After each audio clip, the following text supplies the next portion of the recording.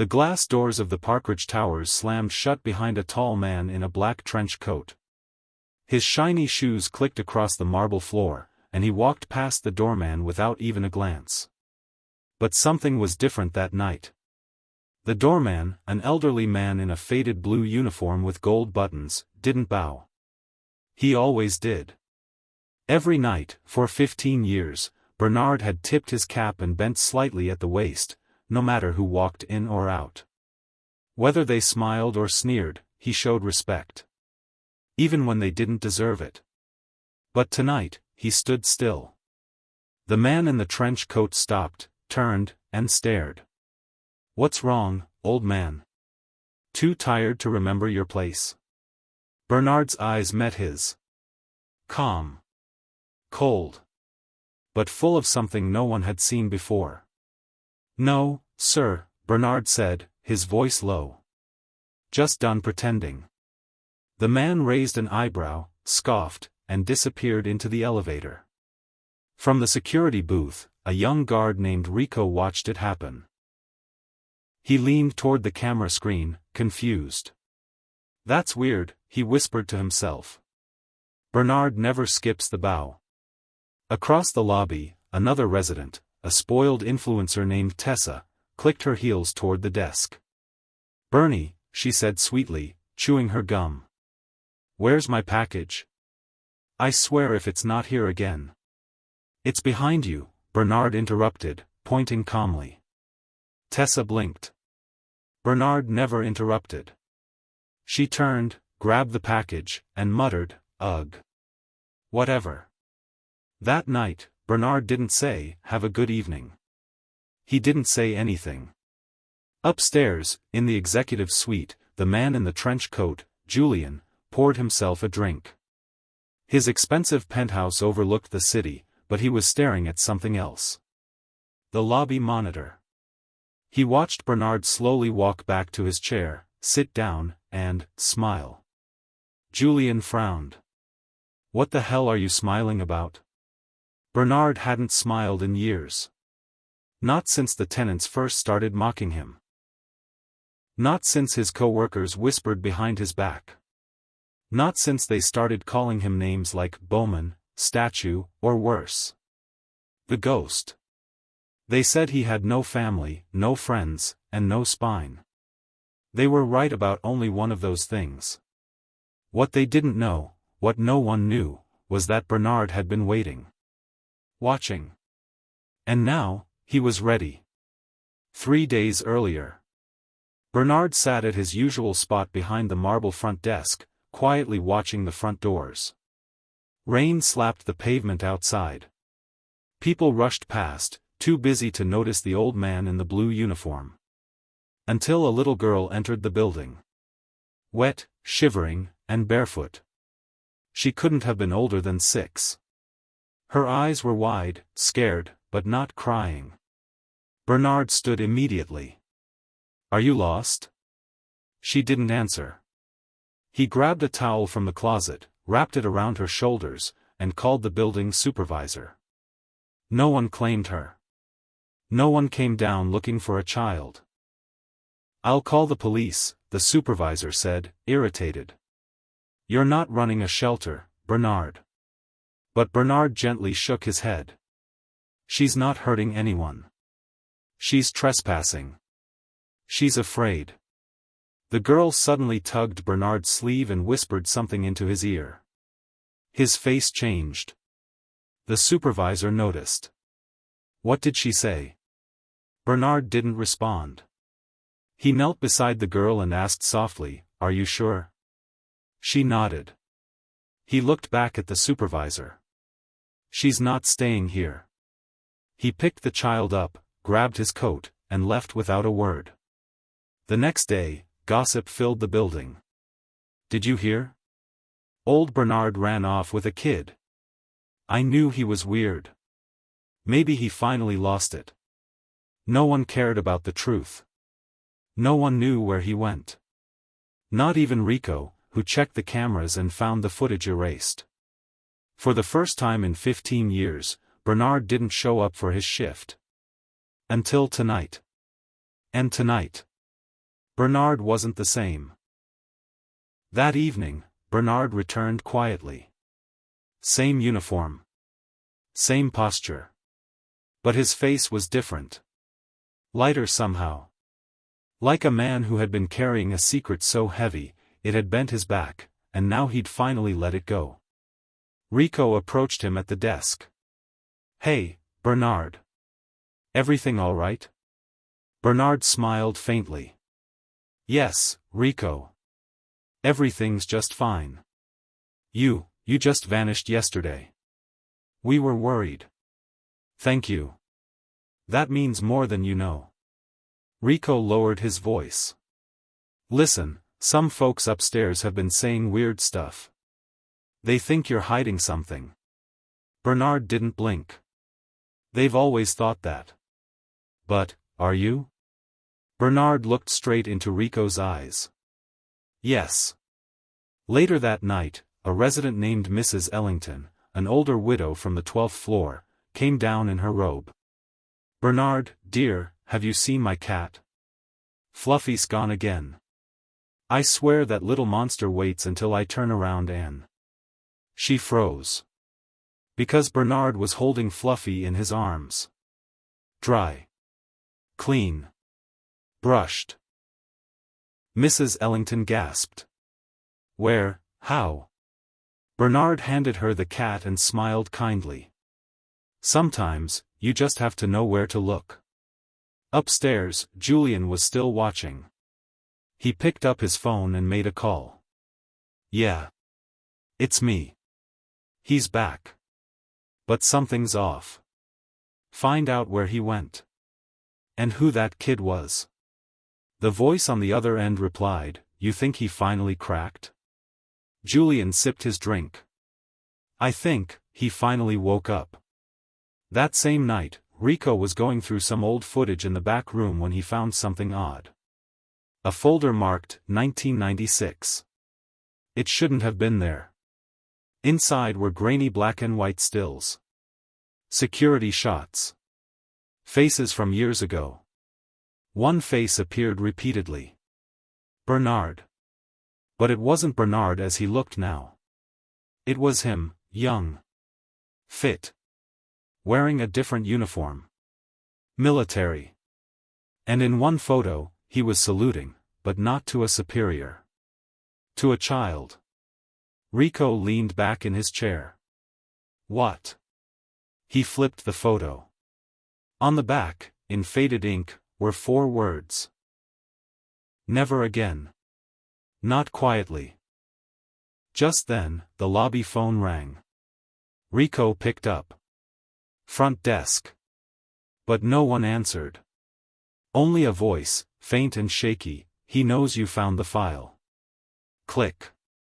Rico's blood ran cold.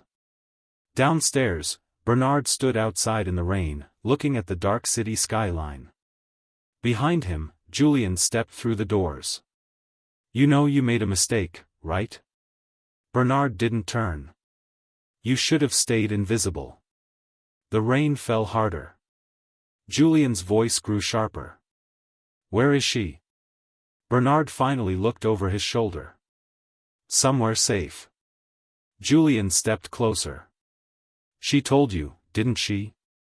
What she saw?" Bernard said nothing. "You're digging up things you can't bury again." Bernard finally spoke, his voice firmer than ever. "Maybe it's time the truth saw daylight." Julian sneered. "Then you'd better be ready for the storm." Rico stared at the screen, frozen.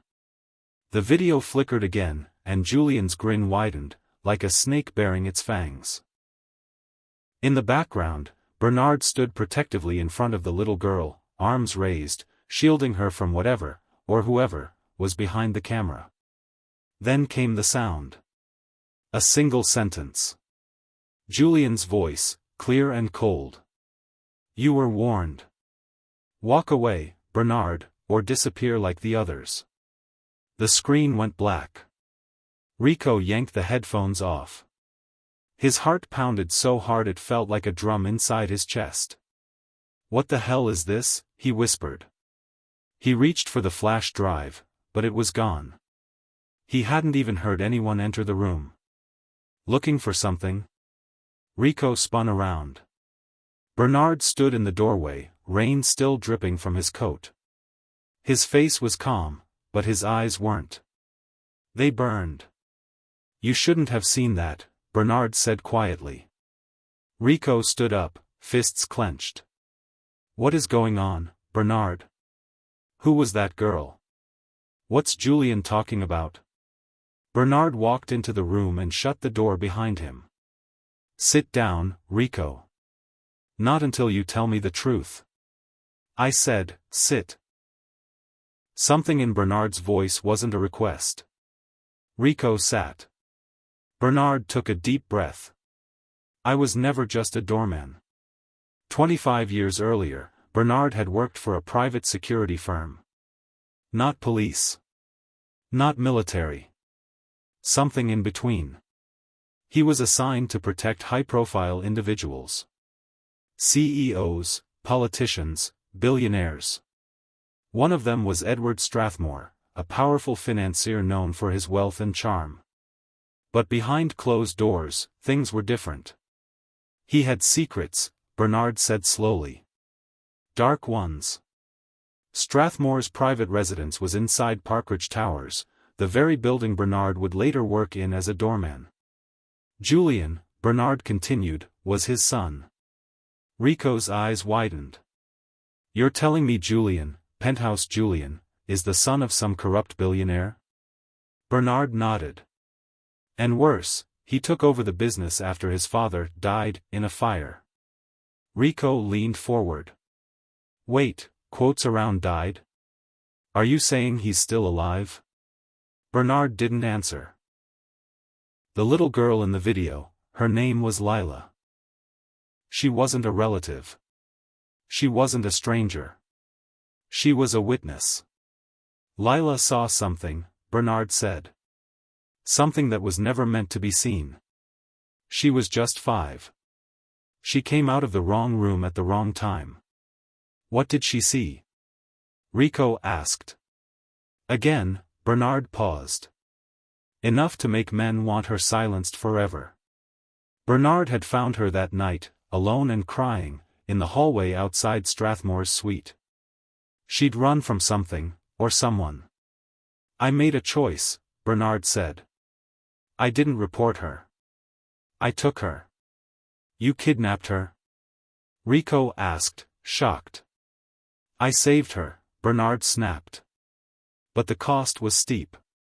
Bernard was disavowed by his agency. Strathmore's people buried the incident.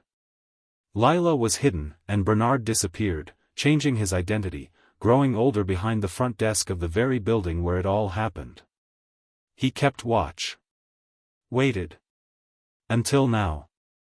Rico rubbed his forehead. "And now she's back. She found me 3 nights ago," Bernard said. "She's 17 now. She ran again, this time from Julian." "Why now?" "She remembered something new," Bernard said darkly. "She recovered a memory. A name. A place. And Julian wants to shut her up before she talks." Bernard nodded. "He has people watching her. Watching me." "That flash drive?" It was a message. Just then, the lights in the security room flickered. Rico stood up. "That's not good." Bernard looked at the screen. All the cameras had gone dark, except one. Camera 7. Lobby entrance. On the screen, a man in a gray hoodie stood motionless in the rain, staring up at the lens. Then he slowly raised a sign. Black marker on cardboard. Tick-tock. "She dies at midnight." Rico's voice cracked. "Is that a threat?" "It's a deadline," Bernard said grimly. "We have 4 hours." Without waiting, Bernard turned and walked out of the room. Rico followed.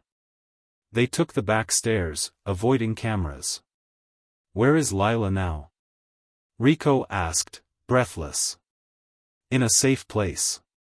But not for long," Bernard said. We need to get her out of the city. They reached the underground parking garage.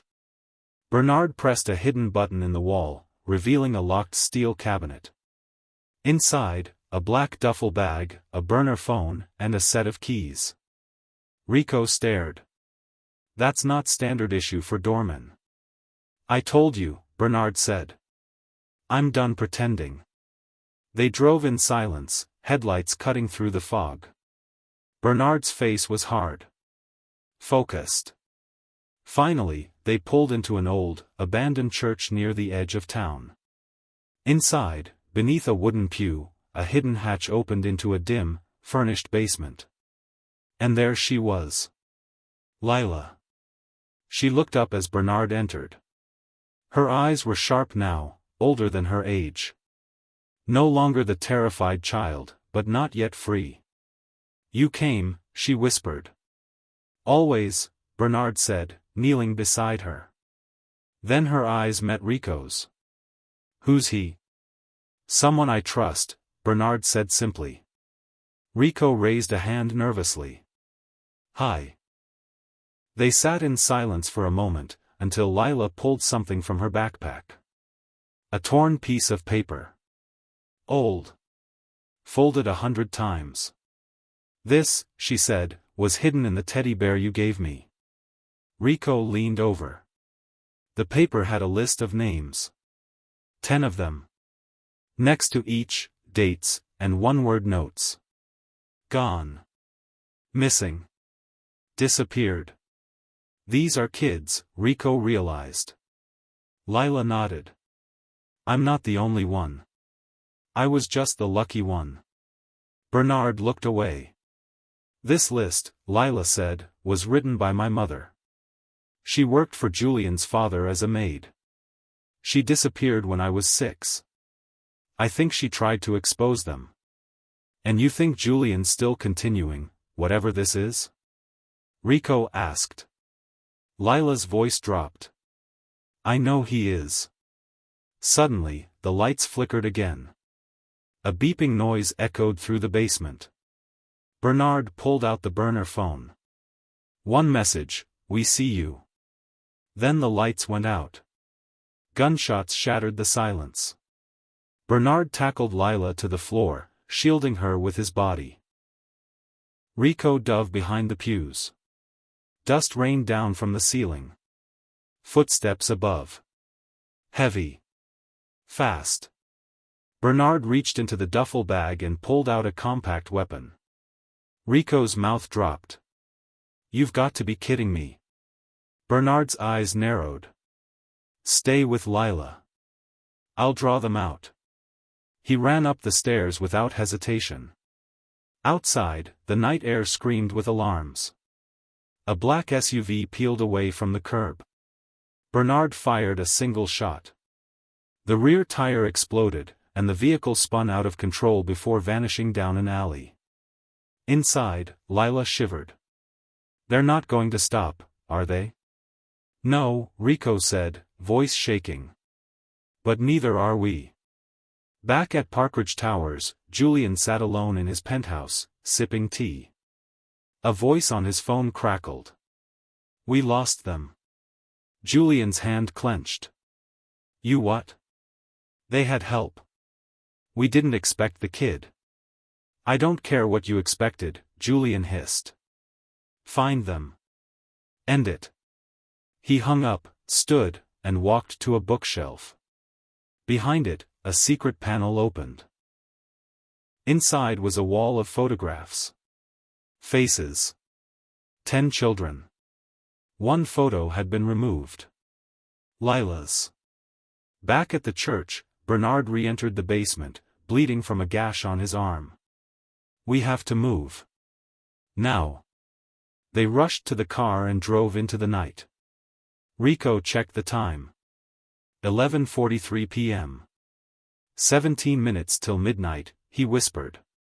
Plenty of time, Bernard replied. But just as he said it, the phone buzzed again. No message. Just a live feed. Julian appeared on the screen, sitting in Bernard's old lobby chair. He smiled. And slowly turned the camera to show the lobby, where Mrs. Ellington, the widow from 12th floor, sat gagged and tied to a chair. Julian whispered into the mic. "Tick-tock, Bernard. You save the girl, or the grandmother. Not both." 11:43 p.m. The clock was running. Bernard gripped the steering wheel so tightly his knuckles turned white. The car swerved through the city streets, tires screeching with every turn. On the dashboard, the burner phone kept showing Julian's smug face on the live feed. Mrs. Ellington, gagged, tied to a chair in the lobby of Parkridge Towers. Breathing fast, eyes wide with fear. And behind the camera, Julian, watching it all like a twisted game show host. "Tick-tock, Bernard," his voice echoed. "You've got 15 minutes. Beside Bernard, Lila clutched the flash drive tightly. She was pale, but not panicked. She was thinking. Fast. Rico sat in the back, holding Bernard's duffel bag on his lap like it was a bomb. "Man," Rico muttered, "I did not sign up for this when I took a minimum wage job." Bernard didn't speak. His eyes were locked on the road. Then he finally asked, "Lila, do you trust me?" She nodded. "Good. Then listen carefully." He turned down a narrow alley and stopped the car behind a hardware store. The street was dark. Silent. Only the faint hum of electricity from an old neon sign flickering open gave the place any life. Bernard popped the trunk and pulled out a second phone. "What's the plan?" Rico asked. "Divide and conquer," Bernard said, handing Lila a different flash drive. "Lila, take this. It's a decoy. Head to the safe house we used 2 years ago. You remember it?" She nodded. "The florist shop on Holloway Street?" "Exactly. Go now. Stay hidden. Use the subway. Rico's going with you." Rico blinked. "Wait, what? No way. You need backup." Bernard turned. "If Julian thinks I'm alone, he'll lower his guard. But I need Lila alive more than I need you watching me." Rico stared at him, then nodded reluctantly. "Okay. But you come back. You hear me, old man?" Bernard almost smiled. "I'll do my best." Minutes later, Bernard was alone again, driving toward Parkridge Towers. The streets were quiet, almost too quiet. He knew they'd be watching. But he didn't care. Not tonight. He checked the clock. 11:52 p.m. 8 minutes. Inside the lobby, Mrs. Ellington squirmed in her chair. Julian stood behind the front desk, Bernard's desk, running a finger slowly along its polished surface like a snake testing its territory. He glanced at the screen showing Bernard's approaching car. Well. The ghost returns, he whispered to himself. Bernard entered the building through the side service door, not the main entrance. He'd built this building once. He knew every vent, every corridor, every blind spot. He moved like a shadow, silent and focused. Upstairs, hidden in a dusty utility closet, he opened a panel in the wall and connected the real flash drive to the building's old security terminal. He typed quickly. Uploading. 12%. 19%. 27%. Meanwhile, Rico and Lila sat on the subway, bouncing over rusted tracks. Lila kept glancing over her shoulder. "You think he'll be okay?" Rico sighed. "I think he's done being pushed around." Suddenly, the screen above the subway door lit up. Emergency alert, gas leak at Parkridge Towers. Residents must evacuate immediately. Lila's eyes widened. He's forcing them out of the building. Back in the lobby, alarms blared. Red lights flashed. Julian frowned. What the hell is this? Mrs. Ellington flinched, and Julian cursed under his breath. He picked up a walkie-talkie. Tell me this is a drill. A voice crackled back. No sir, systems being overridden remotely. Evacuation protocol initiated. Julian slammed his fist against the wall. Bernard's voice suddenly echoed through the building's speaker system. 15 years, Julian. You thought I was sleeping. But I was watching. Julian's eyes darted around. Where are you? You stood above everyone. Mocked. Manipulated. Destroyed lives like they were nothing. But tonight, the tower shakes from the bottom, not the top. Julian pulled out his pistol. Enough games. He marched to the panel and yanked out wires, but the speakers kept going. And in case you're wondering, this isn't just between you and me anymore. The world will know what you did. Just then, every screen in the lobby blinked. One by one, they lit up with images. Photos. Videos. Testimonies. The secret files Bernard had saved over the years. The list of children. Their faces. The missing mothers. The blackmail documents. The secret bank accounts. And then, Julian. Standing in front of a crying child. Smiling at the camera. Julian's face drained of color. 12 a.m. Outside the building, police cars screeched to a halt. Inside, Bernard emerged from the shadows. Unarmed. Alone. But he walked straight toward Julian like he had nothing to lose. Julian raised the gun. Don't you dare come any closer. Bernard stopped. This was never about me. It was about all the people you silenced. The ones you broke. The ones who never got justice. You think anyone will believe you? Julian snapped. You're just a doorman. Bernard smiled. No. I'm the man who opened the right door at the right time. He pointed at the front entrance. The glass doors shattered as SWAT teams stormed in. Drop the weapon. Julian spun, hesitated, and that was all they needed. They tackled him to the ground. The gun skidded across the floor. Mrs. Ellington sobbed in relief. Bernard walked over, untied her, and whispered, "It's over." "No," she said softly, tears falling. "It's finally beginning." Outside, cameras flashed. Reporters screamed questions. Bernard walked out slowly, hands up. Not as a suspect, but as the man who broke the silence. He looked up at the tower that had haunted him for so long. And finally, it looked small. That night, Lila watched the news from the safe house. Julian Strathmore, arrested on charges of conspiracy, child trafficking, and murder. More victims came forward. The tower emptied. And the name Bernard Lane appeared on every news banner in the country. Not as a suspect. Not as a mystery. But as a hero. 3 days later.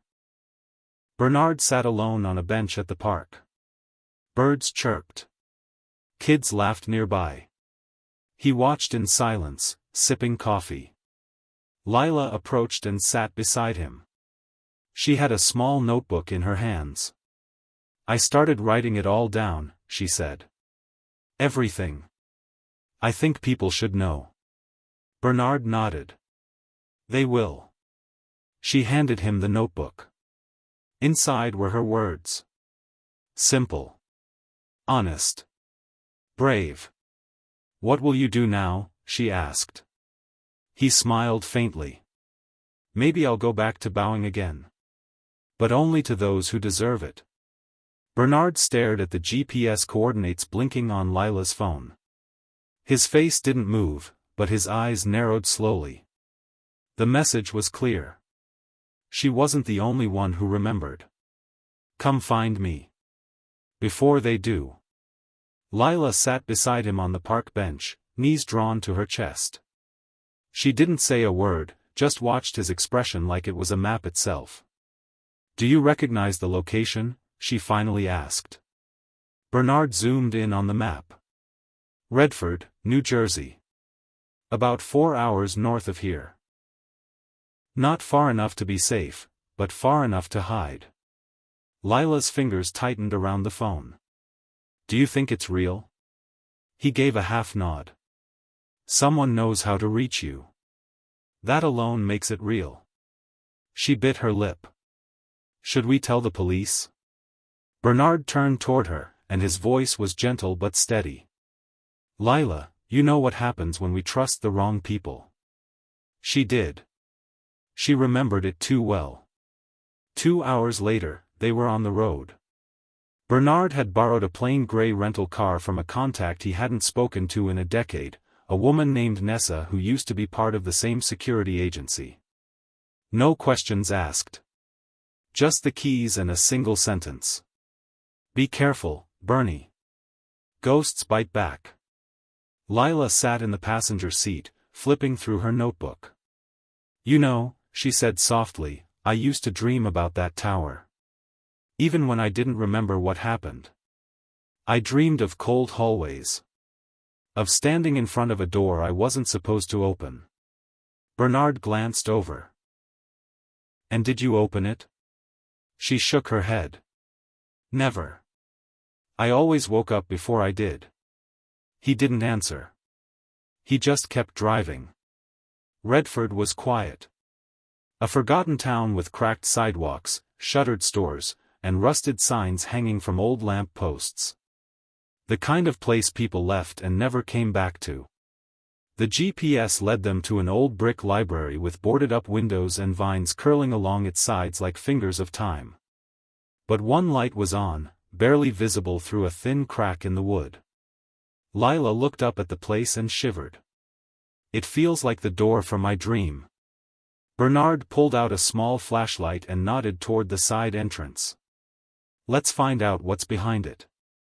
Inside, the library smelled like old paper and colder secrets. They moved carefully through the dark aisles. Dust danced in the flashlight beam. Bookshelves loomed like silent watchers. And then, footsteps. Someone running upstairs. Bernard raised a hand. "Wait here," he whispered to Lila. She shook her head. "Not a chance." They followed the sound, climbing a spiral staircase that groaned under their weight. At the top, they reached a small, circular room with old filing cabinets stacked against the walls. A single desk sat in the center, and behind it, a woman, mid-40s, pale, eyes sunken from lack of sleep, stood with her back to them. She didn't flinch when Bernard stepped inside. "I was wondering how long it would take you," she said. Bernard stopped cold. "Maya?" The woman turned. Lila gasped. "You know her?" Bernard took a step forward. "Maya Denton. She used to be a data analyst at the agency. One of the best. Until she vanished." Maya nodded. "Disappeared by design. Some truths are safer in the shadows." She looked at Lila. "But you brought the light." They sat down. Maya pulled out a worn laptop, connecting it to a battery pack. "I've been watching Julian for years," she said. "I used to monitor traffic, accounts, old surveillance logs, until I found something I wasn't supposed to." She clicked on a folder labeled Project Haven. A dozen files opened, blueprints, transport records, appointment logs with untraceable names, and a photo of the same 10 children Lila had seen before. "I thought it ended with his father," Maya whispered. "But Julian, he didn't just continue it. He scaled it." Bernard leaned forward. "Scaled what?" Maya's eyes burned. "An elite trade network. Hidden under real estate projects, private islands, off-the-grid clinics. They weren't just covering up abuse, they were selling futures. Children taken. Identities erased. Then reshaped. Lila's voice trembled. Like me. Maya nodded. You were lucky. But there's another. She turned the laptop to show a photo. A girl with brown eyes and short curly hair. About 17. Confused expression. Standing at a fence. The caption read. Subject ID, EVR 9 / status, contained. She's alive, Maya said. Last seen 6 months ago in a private facility near Albany. She remembered her name last week. And? Bernard asked. And someone tried to kill her the next day. Lila stared at the screen. What's her name? Maya looked at her. Emily. Bernard stood up slowly. Where is she now? Gone, Maya said. They moved her. But I have one lead. A transport van is scheduled to leave a secure checkpoint outside Westford tomorrow morning. If she's in that van, we have one shot. Bernard's jaw clenched. Then we take it. That night, they slept in the back of the library, one eye open, hearts racing. In the early hours, Lila couldn't sleep. She walked through the old aisles, touching the spines of forgotten books. She paused at one shelf, noticing something strange. A photo. Taped to the wood. Faded and yellowed. It was a picture of Maya, and a younger Bernard. They were standing together, in black uniforms. Happy. Before everything went dark. At 5:00 a.m., they were already in place. Maya stayed behind to monitor signals. Bernard and Lila drove to the checkpoint, an old military access point now owned by a private security company under a shell corporation. No markings. Just concrete walls, a guard post, and cameras. From a hilltop, Bernard used binoculars. A white van rolled into view. License matches, he said. It's her. 2 guards. No backup. Still think we're not bringing Rico? Lila asked, pulling out her phone. Bernard gave her a sideways look. You called him? She smiled. You didn't really think I'd let him miss the action, did you? Just then, a motorcycle pulled up behind them. Rico took off his helmet, grinning. You old ghost. You look terrible. The plan was quick. Bernard would create a distraction.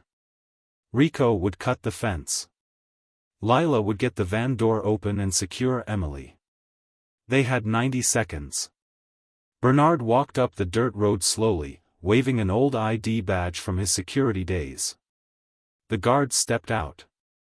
You're not on the list. I'm not supposed to be, Bernard said, and dropped a smoke canister at their feet.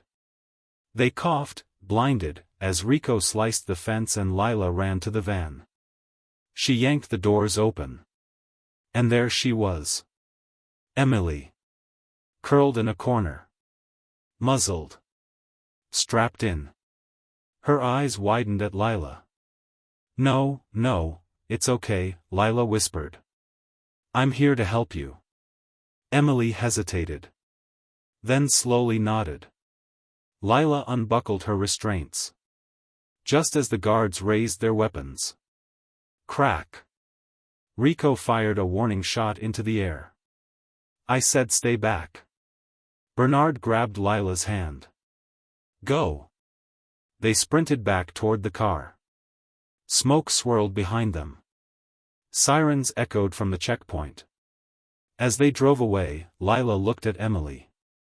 Her voice was raw. Do you remember me? Emily shook her head, but then, a pause. I know your voice, she said softly. From the dream. Lila's breath caught in her throat. The echo of an engine rumbled outside the library. Maya backed away from her desk, heart pounding. The message on the blacked-out screen still blinked. You can't save them all. Her phone was dead. Power was gone. Backup generator silent. She moved quickly, grabbing a small pistol from beneath the loose floorboard behind her chair. Years ago, she'd promised herself she'd never touch it again. But that was before Bernard returned. Before Lila found the list. Before the ghosts of Project Haven came knocking. She slipped through the narrow side passage, the pistol steady in her hand, breath shallow. Outside, headlights cut through the fog. A man stepped out of the SUV. Tall. Clean-shaven. Dressed in black. But Maya knew him. Even in the shadows. Agent Locke. A former handler from the agency. Thought dead. Or at least retired. He looked around calmly and called into the dark, "Maya. I know you're watching. Don't run. We just want to talk." Maya tightened her grip. Locke's version of talk always ended with a body. Meanwhile, 25 miles away. Bernard, Lila, Rico, and the newly rescued Emily sat inside a small roadside motel. The room was cheap and cold, but safe for now. Emily sat on the edge of the bed, still silent. Her wrists bore red lines from the restraints. She hadn't asked any questions, not yet. Bernard sat across from her, patient as ever. "You don't have to speak until you're ready," he said softly. Emily looked at Lila. "We were there. Together. Weren't we?" Lila nodded slowly. "Yes. Parkridge Towers. We were kids. You were in the room across the hall." "I saw you," Emily whispered. "I think I screamed. And then everything went black." Rico looked at Bernard. "She's remembering fast. Faster than Lila did." Bernard rubbed his chin. "Because they're rushing the cleanup. Trying to erase everything before it comes out." "Comes out how?" Rico asked. Bernard reached into his jacket and pulled out a silver thumb drive. "This," he said. "The real drive. Not the decoy we gave Julian. It has the project's backup servers, names, dates, transactions, facility maps." Lila leaned forward. "That's what Maya was decrypting." Bernard looked up sharply. "We need to check on her." Back at the library, Maya had slipped through the crawl space under the stairs. She held her breath as Locke's footsteps echoed overhead. "You still think you're smarter than us," he said, voice cold. "You think Bernard can change anything? You all had your chance." Maya crawled toward the backup exit behind the basement stacks, but just as she reached for the latch, a boot stomped in front of her face. She looked up. Locke smiled. "Always 3 steps ahead, until you aren't." An hour later. Bernard pulled the car to a stop outside the library. The front door was cracked open. He stepped out, scanning the street. It was too quiet. Too still. Rico pulled his weapon from the glove compartment. "Something's wrong." Bernard nodded. "Stay here. Lila, stay low with Emily." But Lila had already opened her door. "I'm not waiting." Inside, the library was dark again. No lights. No movement. Just the faint sound of something swinging back and forth. A chair. Maya sat in it, tied, her mouth gagged, blood on her cheek. Bernard rushed forward, untied her gently. "Are you hurt?" She nodded slowly, wincing. "I'm fine." "Who did this?" She hesitated. "Locke. He took a copy of the drive. He said, you'd follow it right to the end." "Where?" Bernard asked. Maya looked up. "To where it all began. Haven Base." Bernard's eyes darkened. "I thought it was destroyed," he said. "So did I," Maya whispered. "But he's still running it. Not Julian. Someone else." Lila stepped into the room. Who? Maya looked directly at Bernard. Your old commanding officer. Flashback, 1999. A younger Bernard stood on a tarmac beside a cargo plane. He was in full tactical gear. Behind him, children in blindfolds were being loaded into a truck. He tried to speak up. This isn't a sanctioned extraction, he told the man in charge. The man turned. Hard eyes. Gray buzz cut. Silver eagle on his collar.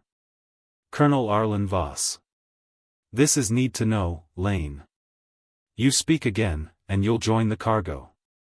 That was the moment Bernard knew the war he was fighting wasn't what he signed up for. Present day. Bernard stood by the broken window of the library. Night wind brushed his face. He whispered, "He's alive." Maya nodded. Running haven from the shadows. Julian was just a puppet. Voss is the architect. And he wants this all buried again, Bernard muttered. Rico asked, "Where's this haven base?" "In the mountains. North Vermont. Old military medical center. Abandoned officially. But we know better." Maya handed him a map. "They're moving the remaining subjects tonight. All of them. We stop this now, or never." Road to Vermont, 6 hours later. The group drove in silence through snow-lined roads. Emily sat beside Lila in the back. For the first time, she was drawing in a notebook. Sketching a place, a room, a bed with a single green blanket. "This is where they kept me," she said. "Underground. Cold walls. Cameras." Bernard looked back at the sketch. "You just gave us our blueprint." As they reached the base, dawn was breaking over the mountains. From a high ridge, they saw it, an old facility covered in rusted fencing, surveillance towers still active, and a helipad with 2 black choppers warming up. "They're extracting," Bernard said. "That's our window." Maya handed out earpieces and small flashlights. "Split teams. Bernard and I disable the power grid. Rico, Lila, Emily, you find the holding cells. Get the others out." Rico raised an eyebrow. "We've got kids going into an ex-military base." Bernard looked him dead in the eye. "They're not kids anymore. They're survivors." They descended the slope and breached the fence quietly. Inside, the halls echoed with radio chatter and the hum of machines. A digital clock on the wall read 6:11 a.m. They had less than an hour. Bernard and Maya reached the power room. She plugged in a hacking device while Bernard stood guard. "You never told me why you disappeared," he said quietly. "I was going to testify," she said. "Until I found out the judge was on Voss's payroll." He nodded. "That's why I stopped talking too." The breaker box blew open. The lights across the base went dark. Elsewhere, Rico, Lila, and Emily reached the lower level. The doors were thick, iron-barred. Lila found the control panel and hit the release. The doors groaned open. Inside were 6 children, aged 7 to 13, huddled together. One boy stepped forward. "Who are you?" Emily knelt. "Someone who used to be you." Suddenly, a voice blared from the speaker system. "This is Colonel Voss. Bernard Lane, I know you're listening." He paused. "You should have died in silence like the rest. Instead, you brought the world to my door. So now, I'll bury you in it." From above, a countdown timer appeared on the screen. Self-destruct sequence initiated, 2000 hours. Bernard stared at it. Of course he'd rather destroy the evidence than be caught. Maya cursed. "We've got less than 20 minutes to get out." Lila's voice buzzed over the earpiece. "We've got the kids. We're heading back up." "Meet at the north exit," Bernard ordered. I'm coming for Voss. He stormed through the upper floors, gun in hand. Voss stood at the helipad, boarding the final helicopter. Bernard called out, "You always hid behind uniforms and walls. But here we are. Man to man." Voss turned, amused. "You're still soft, Lane. Still naive." Bernard raised his gun. "And you're still a coward." Voss smiled, unbothered. "Even if you kill me, you won't stop the others. There are more. We're woven into the fabric now." Bernard fired. A single shot. Voss collapsed. The chopper spun off course, blades slicing snow. Bernard ran as flames erupted behind him. The snow was stained red where Bernard fell. Smoke curled from the crumbling facility behind him. Sirens wailed in the distance. Too far to matter. Lila knelt beside him in the cold, her hands shaking as she pressed down on his bleeding back. "Stay with me," she whispered. "You're not done yet." Bernard didn't speak. His breath was shallow. His face pale. Rico hovered over them, panicked but focused. "Pressure. Keep pressure on the wound. Maya. We need something now." Maya rushed from the van, carrying a med kit. Her face went still when she saw Bernard. "This man has cheated death more times than I can count," she muttered, kneeling. "He's not dying now." Emily helped gather the kids, shepherding them toward the van. Snow swirled around them like the story itself was holding its breath. Minutes felt like hours. Inside the van, Lila sat beside Bernard, gripping his hand. "You didn't bow to them," she whispered. "Not once." Bernard's eyes fluttered open. "You're wrong," he murmured. "I bowed every day." She blinked. "What?" He coughed, his voice faint. "To the people who needed it. The ones the world walked past. That's the difference." He squeezed her hand. "You were one of them once. Now, you're the one others will bow to." 3 days later, Federal Courthouse, Washington, D.C.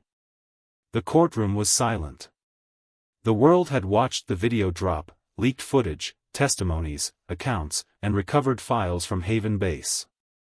Maya had uploaded everything to a secure server, broadcasting it across public news networks. Names were named. Faces exposed. Files traced to government officials, business tycoons, international transport firms. An entire underground system revealed. Julian Strathmore faced dozens of federal charges. But the shock came when others were arrested, judges, officers, executives. The Tower of Lies crumbled. At the heart of it all stood a girl. Lila. She testified for 6 hours, her voice steady, her eyes calm. When asked what made her speak, she simply said, "Someone who bowed to me when no one else did." Bernard awoke in a hospital bed. His body was weak, but his mind was clear. Sunlight filtered in through a narrow window. The smell of antiseptic filled the room. Maya sat at his bedside, typing. "You should be dead," she said without looking up. Bernard rasped, disappointed. She snorted. "Not yet." Then, gently, she said, "You did it." He closed his eyes. "Did we?" She turned her laptop toward him. Headlines filled the screen. Haven Network dismantled in global raid. Lila Emerson leads survivors into courtroom. Whistleblower Bernard Lane to receive national honor. He exhaled slowly. Lila made it? She's stronger than all of us. 2 weeks later, Parkridge Towers. The building stood, quiet and almost ghostly. Police tape still hung around the penthouse. Most residents had moved out. But the lobby remained, the same marble floors, the same dusty chandelier. Bernard walked in slowly, leaning on a cane. He stood at the center of the room where it all began. The desk was empty. A woman in her 20s stepped out from the elevator, her dark curls bouncing as she moved. Lila. She smiled when she saw him. "I kept your seat warm," she said. He chuckled. "Don't tell me they hired you as a doorman." She stepped closer. "No. I bought the building." His eyebrows lifted. "You what?" "I used my compensation to purchase it. Every floor. Every key. I'm turning it into a shelter. For kids like me. For girls like Emily." He looked around, stunned. "Guess I trained you too well." Lila nodded. "Your turn to rest now." Later that night, National Award Ceremony. Under the lights of a grand auditorium, Lila stepped on stage. She wasn't wearing a designer gown or makeup. Just a simple navy dress and a pair of worn shoes. She looked out at the crowd, reporters, officials, citizens. She took a deep breath.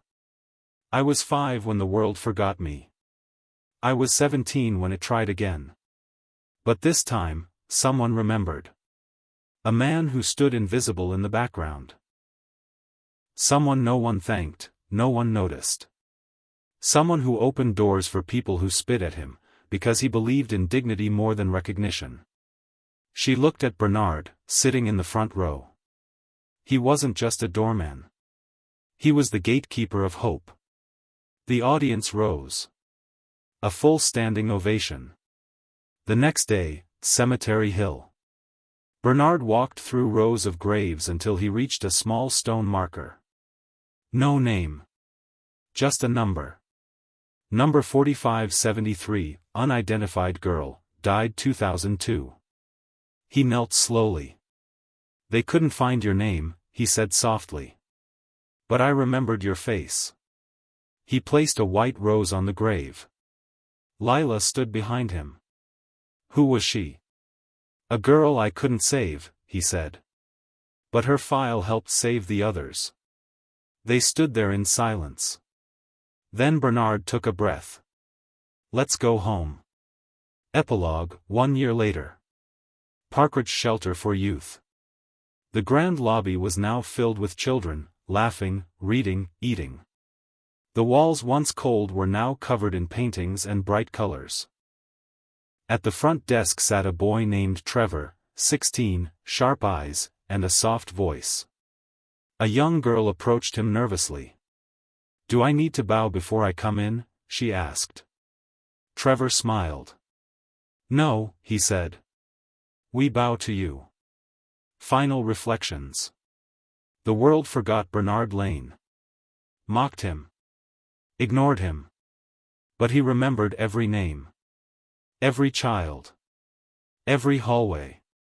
He was never just a doorman. He was a protector. A witness. A survivor. And in the end, a legend.